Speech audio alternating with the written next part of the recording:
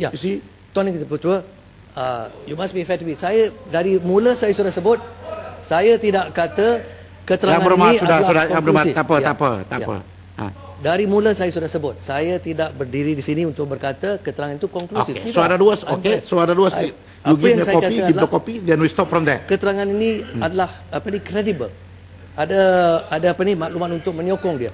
Sebab itu patut disiasat. Itulah permintaan saya kepada kerajaan. Ambil pendekatan yang serius kepada mengambil beratlah pendedahan ini. Sebab Menteri Dalam Negeri sudah menjawab, macam Tuan Yang Dipertua sebut tadi, ini bukan cerita baru, betul. Salah satu daripada isu ini bermula 2007, ya, dakwaan tentang kes Tunku Goh. Tetapi pada masa itu dalam public domain tidak ada dokumen. Sekarang sudah ada. Sebab itu kali ini untuk memastikan image kedua institusi ini dijaga, image pegawai yang sekarang ada dijaga, ya, kita kena mengutamakan institusi, bukan seorang individu dua. Sebab itu kita minta pada kerajaan menimbang dengan secara seriusnya permintaan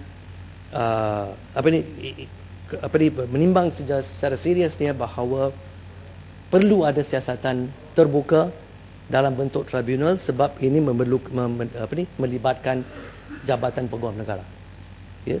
Untuk bekas mantan Ketua Polis Negara itu adalah kedudukan lain sedikit. Ya. Let me stop you there again, Yeah. for the sake of my curiosity in Parliament. Sebelum ini ada 1-2 tribunal yang diwujudkan. Apabila keputusan tribunal tidak memihak kepada satu pihak, Yeah. juga itu tidak recognize. You see, so that's the reason why I always be on my pendirian is a Speaker of Parliament. I'm engaging you now because for the public punya seolah-olah apa punya tindakan menekan. Tidak. Karena after I rule this, akan keluar lagi dalam blog bahawa ini speaker semua dia memihak kepada kerajaan. Now believe you me, I never. When it comes to my decision. So that's the reason why I think you stop there in beralih kepada soal lain. Baik. Okay, thank you. Yang kes yang kedua, Tuan Yang Dipertua, adalah berkaitan dengan MAS, pengurusan MAS. Ini pun berkaitan dengan Peguam Negara. Ini bukan individu lagi, ya. Ini saya sekarang tidak sebut pada Tan Sri Gani Patel secara personal. Nama dia muncul dalam kes Tunku Goh. Tapi dalam kes MAS ada tuduhan yang serius yang dibuat oleh pengurusan MAS sendiri. Dan ini saya akan bawa ke sekarang. Sebab ini juga berkaitan dengan apa yang dilakukan di peringkat Peguam Negara, di pejabat Peguam Negara, bukan individu sekarang, ya. Laporan ini dibuat oleh pengurusan MAS bertarikh 20 hari bulan Mei 2009. Apa tajuk dia? Tajuk dia adalah perlakuan rasuah. Okey, perlakuan rasuah berkaitan dengan masa pengurusan MAS diterajui oleh Tan Sri Tajuddin Ramlee. Dalam laporan ini dibuat oleh pegawai MAS bernama Syahari bin Sulaiman. Laporan ini adalah dibuat kepada SPRM, Suruhanjaya Pencegah Rasuah Malaysia, ataupun MACC. Minta MACC menyiasat bahawa pandangan pendirian MAS. Yang berhormat, sebelum saya yang berhormat Sungai Petani, because yang berhormat Sungai Petani Deputy Whip for Keadilan. So I will allow Subang untuk berhujah lebih daripada 2 minit, but on conditions that 1 or 2 of your members that would like to speak, I will tell my deputy, in other words, your time will be taken by him. Subang, agreeable? Okay, sila teruskan. Baik. Sebab masa tadi diambil oleh ada perbincangan tentang peraturan mesyuarat dan skop dia lah. Of course, I go to take that into consideration Very well. because that in part and partial of the debate. Baik. Saya bangkit laporan ini sebab laporan ini dengan terang, ya, merujuk kepada taklimat yang dibuat oleh pengarah Commercial Crime pada masa itu. Commercial Crime pada masa 2007 memberi taklimat kepada mantan Perdana Menteri Tun Abdullah Badawi bahawa memang ada penyelewengan dalam pengurusan MAS berkaitan dengan Tan Sri Tajuddin Ramlee, dan beberapa kesalahan jenayah telah dikenal pasti oleh siasatan yang dilakukan oleh pejabat commercial crime di Bukit Aman. Laporan ini merujuk kepada itu. Pengesahan daripada Director CCD Datuk Ramli Yusof bahawa memang ada kesalahan jenayah, ya, criminal offences berkaitan dengan pengurusan mas dilakukan oleh Tan Sri Tajuddin Ramli dan beberapa pihak. Itu dia. Persoalan yang dibangkitkan oleh pengurusan mas dalam laporan ini kepada MACC adalah kenapa tidak ada apa-apa tindakan selepasnya.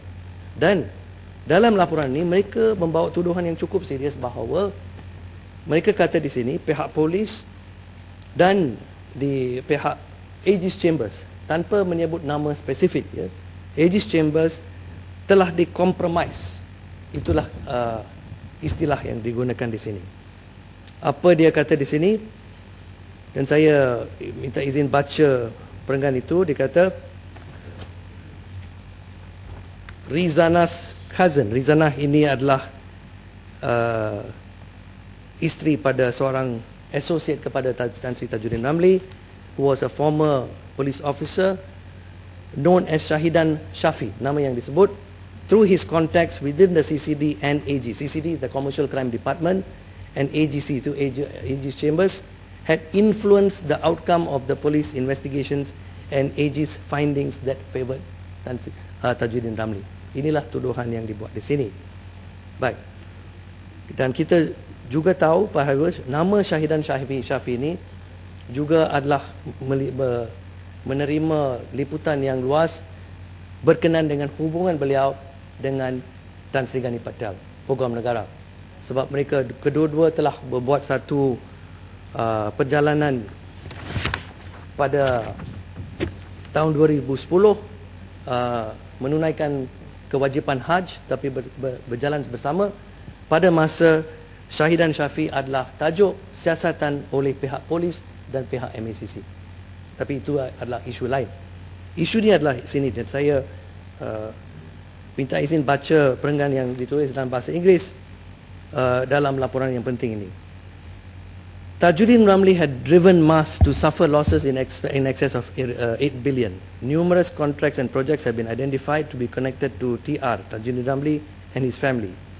It offends public logic that the police and Aegis Chambers could conclude that there was not a single prosecutable offence when the former Director CCD, iaitu Datuk Ramli Yusof, had already briefed the former Prime Minister Tun Abdullah Badawi that various offences have been committed.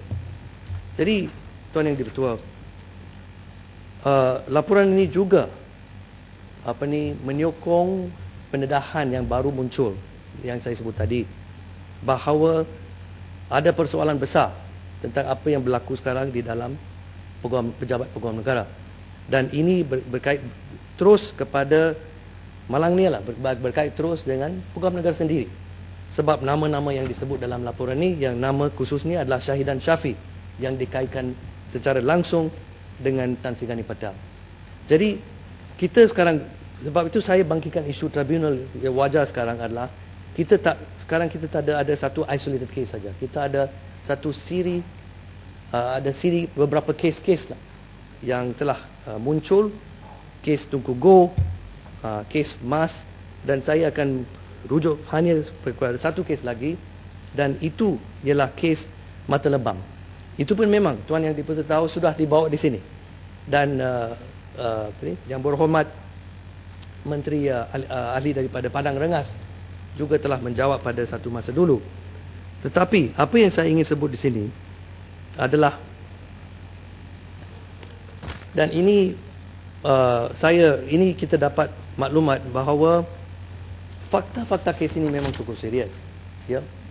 Fakta kes ini, kes Mata Lebam, berkaitan dengan siasatan pada September 98, serangan terhadap Datuk Seri Anwar Ibrahim pada masa itu dalam tahanan, untuk menentukan siapa yang memukul dia, siapa yang mencederakan beliau.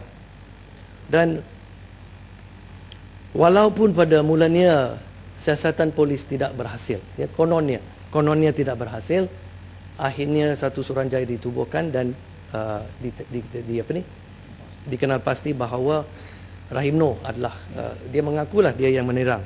Isu dia sekarang adalah bukti yang kukuh untuk menunjukkan bahawa Tan Sri Gani Patel terlibat secara terus dalam pemalsuan keterangan dalam kes itu.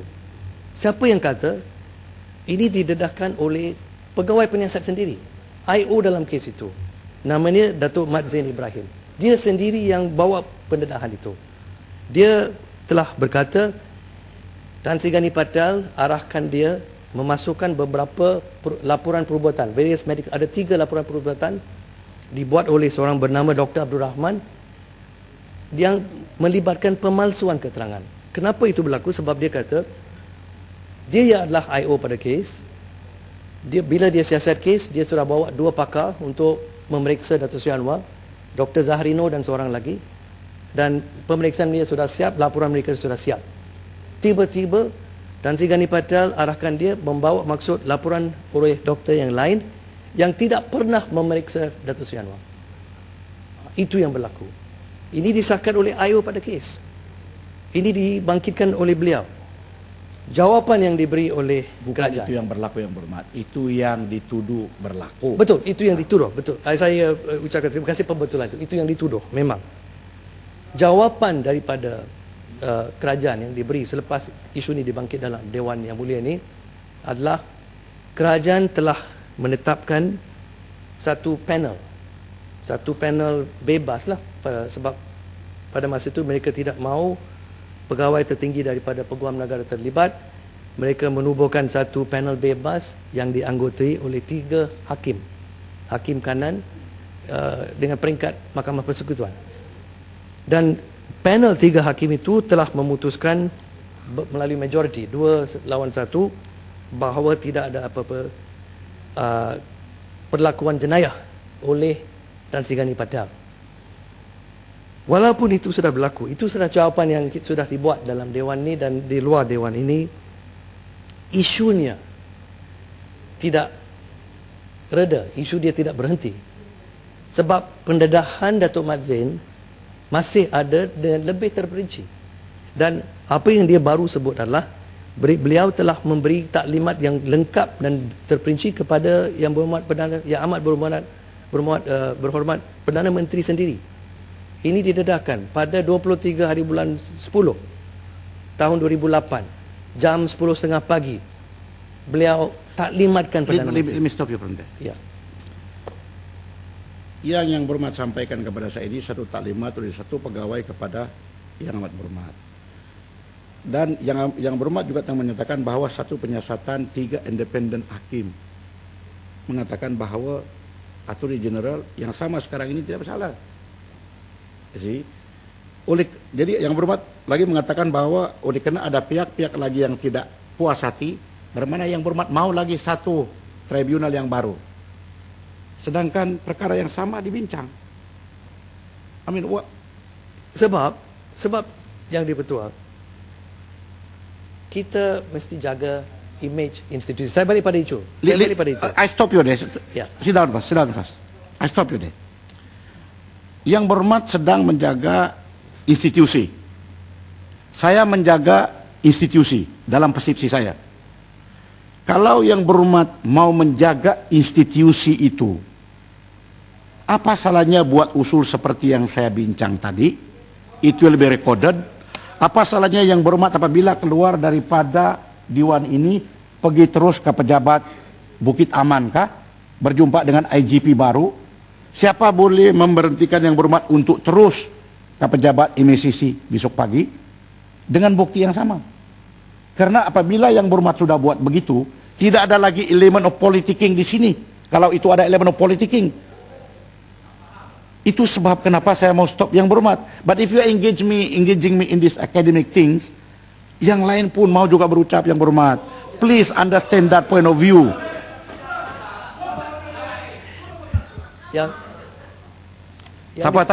Don't take notice of them. It's normal in Malaysian Parliament. Saya kena betulkan satu persepsi mungkin salah daripada yang dipertua. Ini bukan akademik sebab saya akan buat laporan itu. Memang akan dibuat. Tapi di Dewan di Dewan kita perlu bangkit sebab kita perlu jawapan daripada Yes. kerajaan. Kalau perlu bangkit pun ada juga, itulah sebab apabila you bangkit, saya bangkitkan peraturan mesyuarat.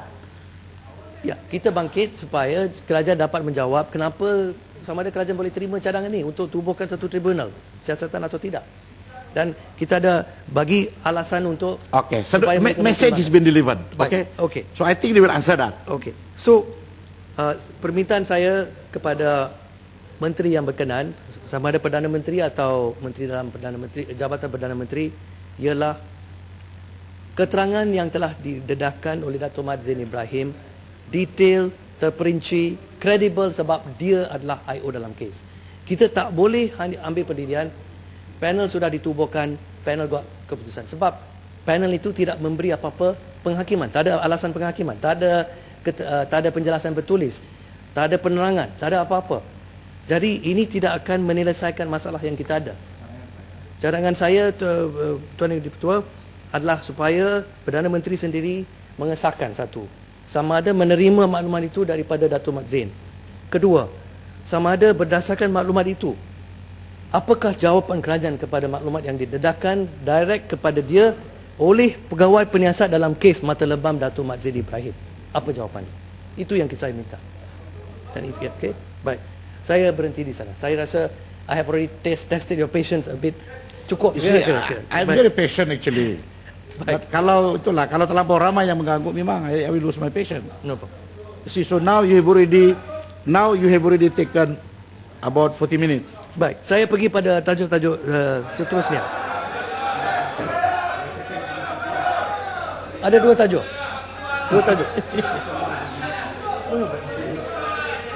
Tok speaker bagi kita pula penat Okey, tengah. Sakit 2 jiwa. minit. It is not minimum. Okay.